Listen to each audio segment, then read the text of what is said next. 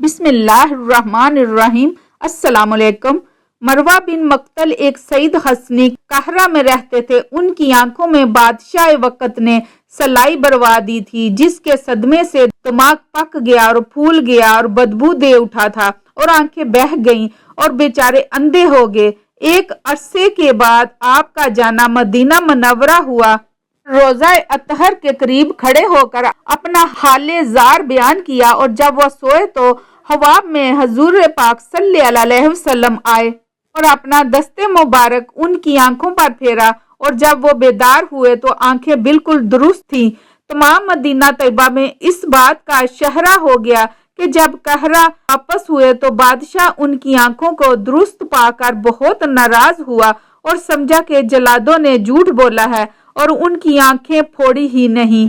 جب لوگوں نے بتایا کہ مدینہ منورہ تک یہ اندھے تھے اور وہاں پہنچ کر یہ واقعہ ہوا، تب بادشاہ کا غصہ ٹھنڈا ہوا اور وہ نادم ہوا۔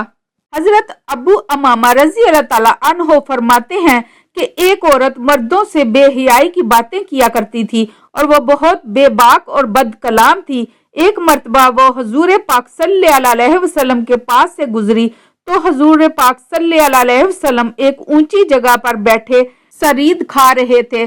اس پر اس عورت نے کہا کہ انہیں دیکھو، ایسے بیٹھے ہیں جیسے غلام بیٹھتا ہے اور ایسے کھا رہے ہیں جیسے غلام کھاتا ہے۔ یہ سن کر حضور پاک صلی اللہ علیہ وسلم نے فرمایا کہ کون سا بندہ ہے جو مجھ سے زیادہ بندگی اختیار کرنے والا ہوگا؟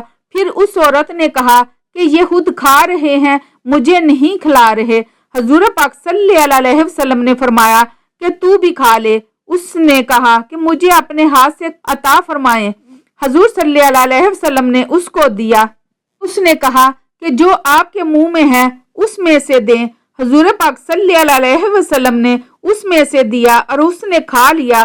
اس کھانے کی برکت سے اس پر شرم و حیا غالب آ گئی، اور اس کے بعد اپنے انتقال تک اس نے کسی سے بے حیائی کی کوئی بات نہ کی۔ عجم کے ایک بادشاہ نے ایک تجربہ کار طبیب کو حضور پاک صلی اللہ علیہ وسلم کی خدمت میں روانہ کیا۔ کئی سال تک وہ عرب میں رہا، کوئی شخص اس کے پاس علاج کے لیے نہیں آیا اور نہ اس سے علاج کروایا۔ پیغمبر صلی اللہ علیہ وسلم کے پاس آ کر اس نے شکایت کی اور کہا کہ اس غلام کو صحابہ کے علاج کے لیے آپ کی خدمت میں روانہ کیا گیا ہے، لیکن کسی نے اس کی طرف توجہ نہیں کی تاکہ وہ خدمت جو بندے کے لیے مقرر کی گئی ہے بجا لائے۔ اس پر حضور پاک صلی اللہ علیہ وسلم نے فرمایا کہ اس جماعت کا ایک طریقہ ہے کہ جب ان پر بھوک غالب نہیں ہوتی نہیں کھاتے، اور ابھی بھوک باقی ہوتی ہے تو کھانے سے ہاتھ کھینچ لیتے ہیں۔ اس پر حکیم نے کہا کہ تندرستی کا سبب یہی ہے۔ پھر اس نے سلام کیا اور چلا گیا۔